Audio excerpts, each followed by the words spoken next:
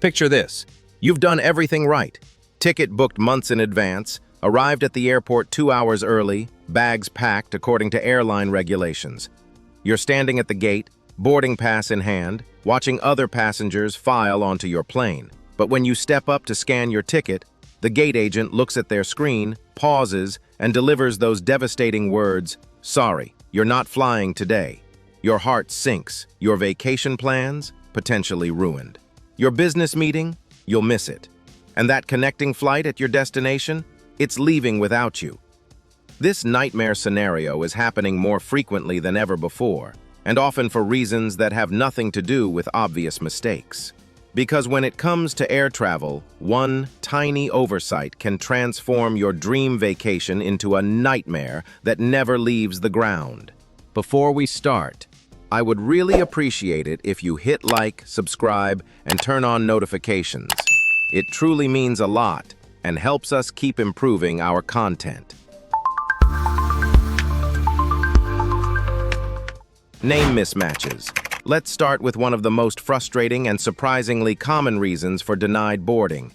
The name on your ticket doesn't exactly match the name on your government-issued ID. This isn't about major differences. We're talking about seemingly minor details that can completely derail your travel plans. Here's a real example. A traveler almost missed her international flight because she booked her ticket as Rebecca Schultz, but her passport read Rebecca Ann Schultz. That missing middle name was enough to trigger a system flag and nearly cost her the trip. Transportation Security Administration rules are strict about this. The name on your boarding pass must match your government-issued ID exactly.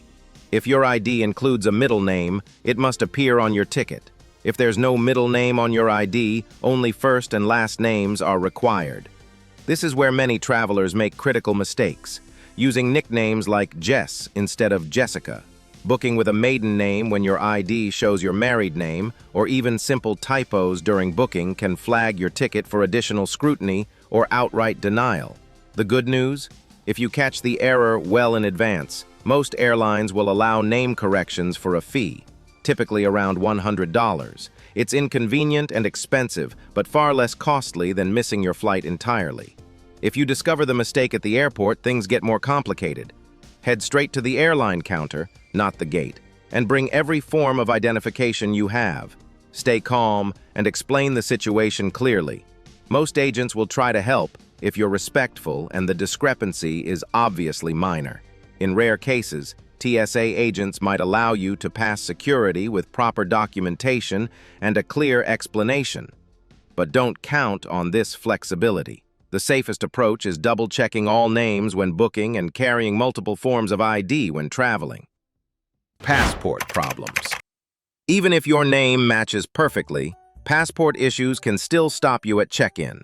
Airlines are getting stricter about passport condition, validity periods, and documentation requirements that many travelers don't fully understand. The 6-month validity rule is non-negotiable for most international destinations. Many countries require your passport to be valid for 6 months beyond your arrival date, even for short trips. If you're traveling in December and your passport expires in March, you might be denied boarding regardless of your actual travel dates. But expiration isn't the only concern. Passport condition matters more than most people realize. Water damage, significant wear, faded text, or loose pages can all trigger denials. Immigration officers need to clearly read all information and security features, and damaged passports raise authenticity concerns. Blank pages aren't just recommended, they're often required. Some countries mandate specific numbers of blank pages for entry stamps, and airlines check this requirement before allowing you to board. To avoid passport-related denials, check your document now, flip through every page, verify the expiration date is at least 6 months beyond your travel plans, and ensure all text and photos are clearly visible. If anything looks questionable, renew your passport before traveling. Once you're at the airport, there's no fixing passport problems. The transit visa trap. Here's a denial reason that catches even experienced travelers off guard: missing transit visas for countries you're not even planning to visit. That quick layover between flights can become a legal nightmare if you're not prepared. A traveler learned this lesson the hard way on a London-Riyadh route with a connection in Istanbul. He wasn't planning to leave the airport, just switching planes during a 2-hour layover. But because he booked with 2 different airlines, he needed to retrieve and recheck his luggage, which meant passing through Turkish immigration. That required a transit visa he didn't have. The result? Denied boarding before his journey even began, despite having done the exact same route before with a single airline. Different booking structures can completely change visa requirements, even for identical routes. Some countries require transit visas regardless of how short your layover is, even if you're just walking from one gate to another without leaving the international transit area. These requirements change frequently and aren't always clearly communicated by airlines or booking sites. To avoid this trap, research visa requirements for every country on your itinerary, including connections. Check airline websites, embassy pages, and official government travel advisories. Don't assume previous experiences apply to current bookings, and never rely on a single source for visa information. Real ID requirements. If you're flying domestically within the United States, you might assume passport and visa issues don't apply to you. But there's a major change that's catching domestic travelers off guard: Real ID enforcement. As of May 7, 2025, TSA requires Real ID compliant identification for all domestic air travel if you're 18 or older. This means your driver's license needs a gold star, flag, or enhanced marking in the corner. No compliant ID, no flight. What trips people up is how easy this requirement is to overlook. You might have been using the same driver's license for years and assume it still meets current standards. Or you might have Real ID compliance without realizing it if your state automatically upgraded licenses during recent renewals. Standard passports still work for domestic travel, but most people prefer not carrying their passport for short flights within the country. The problem is that TSA agents have final authority. If your ID doesn't meet Real ID standards, they can deny you access to your flight with no exceptions. Check your driver's license now for Real ID compliance markers. If you're unsure, verify with your state's DMV website or bring your passport as backup for domestic flights. The grace period for non-compliant IDs is over, and enforcement is strictly applied. Carry-on chaos. You're almost at the gate when an agent spots your bag and delivers bad news. That's not coming on board with you. This scenario is becoming increasingly common as airlines crack down on carry-on violations. Airlines have strict size limits, typically 22 by 14 by 9 inches, including wheels and handles, and they're enforcing these rules more aggressively than ever. Those metal sizing devices at gates aren't decorative. They're actively used to check suspect bags. But size isn't the only issue. Even if your bag fits, overhead space might be full, or agents might need to balance weight distribution. When this happens, you'll be forced to gate check your bag or potentially denied boarding if you refuse. The consequences can be severe. A renowned violinist was denied boarding because her valuable antique instrument couldn't fit in overhead bins, and she refused to check it for obvious reasons. The airline didn't compromise, the flight left without her, and her concert tour was disrupted. Your protection strategy. Measure bags before leaving home, expect potential gate checking even for properly sized luggage, and never turn baggage disputes into confrontations. Airlines have final authority over carry-on decisions, and arguing at the gate rarely ends well for passengers. Check-in deadlines. Arriving at the airport an hour before departure used to be sufficient for most domestic flights. Not anymore.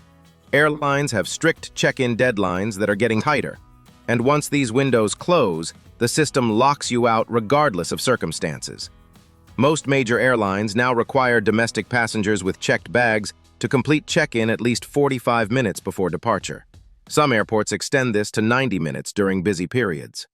International flights often require check-in 2 to 3 hours early. Here's what catches travelers.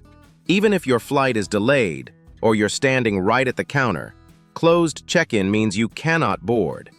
The system doesn't allow overrides, and gate agents have no authority to make exceptions. Recent changes have made this worse.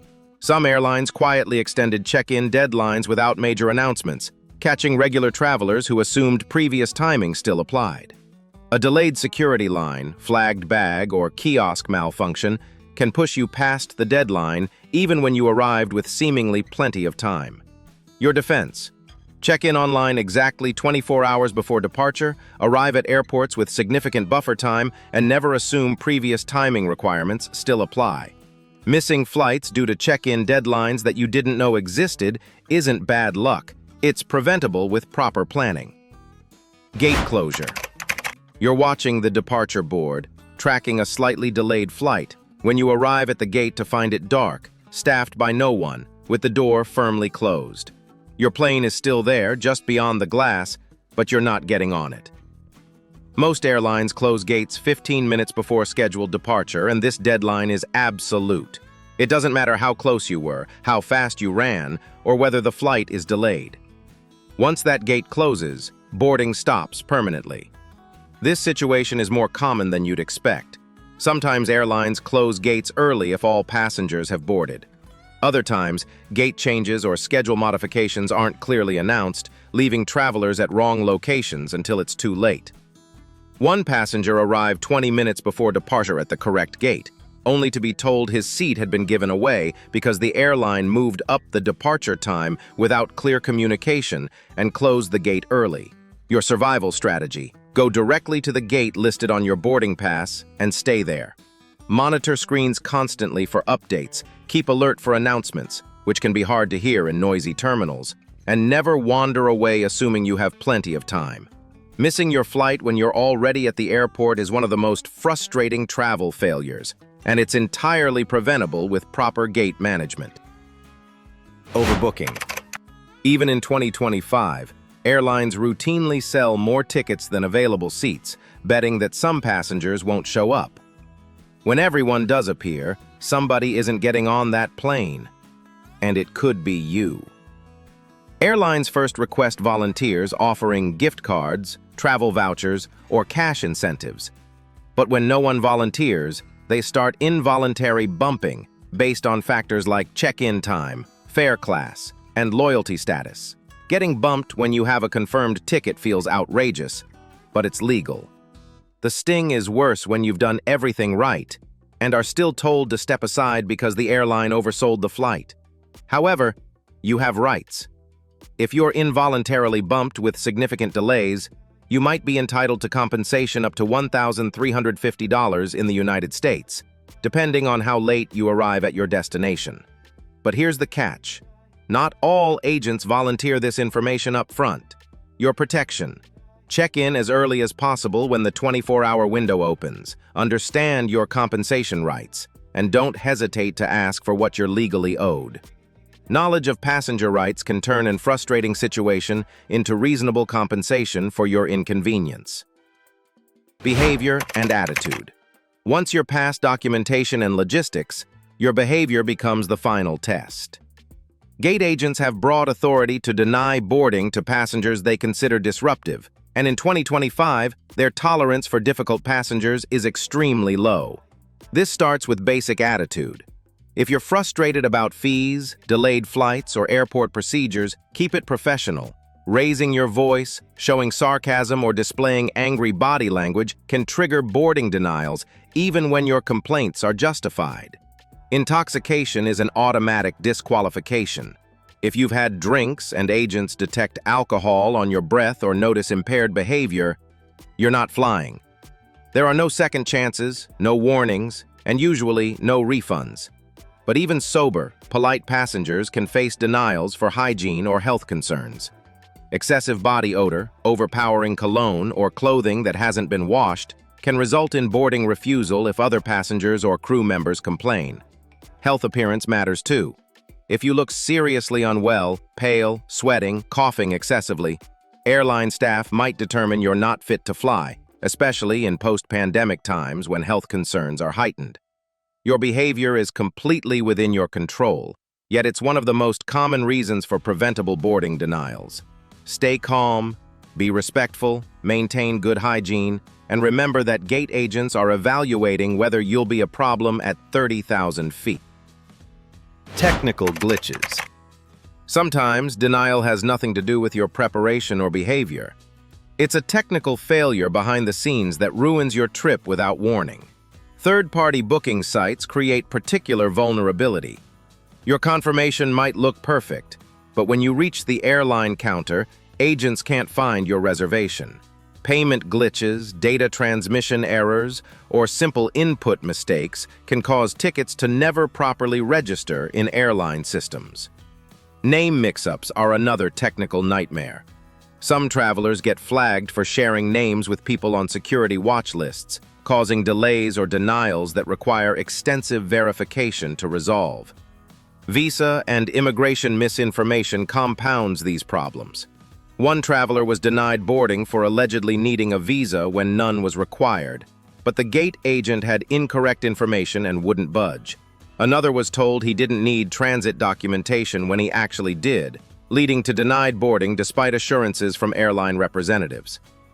Your protection strategy. Don't rely on single sources for important travel information. Call airlines directly to confirm bookings made through third-party sites. Double-check visa requirements with embassies rather than just booking platforms, and save screenshots of all confirmation information. When technical errors occur, having multiple forms of documentation helps prove your case and speed resolution. Involuntary denied boarding. Finally, there's the most helpless situation. Being denied boarding due to airline operational issues, completely beyond your control. Travelers who had checked in properly, waited patiently through delays, and followed all procedures were suddenly told they couldn't board due to circumstances the airline couldn't resolve.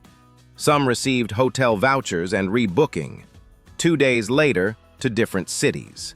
This type of involuntary denied boarding is legal but compensable, especially under European Union regulations. Airlines often provide minimal assistance and hope passengers accept rebooking without asking about additional compensation they might be legally entitled to receive. When operational issues ground your flight after you've done everything correctly, don't just accept the airline's initial offer. Ask about compensation policies, get denial reasons in writing, and research your rights based on the jurisdiction governing your flight. Airlines prefer passengers who don't know their rights, but informed travelers can turn operational disasters into reasonable compensation for major inconveniences. Knowledge really is power when it comes to air travel. The better you understand these denial triggers, the better you can protect yourself and know your rights when things go wrong. What's your worst denied boarding experience? Have you encountered any of these situations during your travels? Share your stories in the comments below. Your experience could help fellow travelers avoid similar problems. If you found this video helpful, please hit that like button and subscribe to Journey Tips for more travel insights like this. Share this with anyone who has upcoming flights. These strategies could save them from costly travel disasters. Thanks so much for watching. Safe travels, and I'll see you on the next Journey Tips.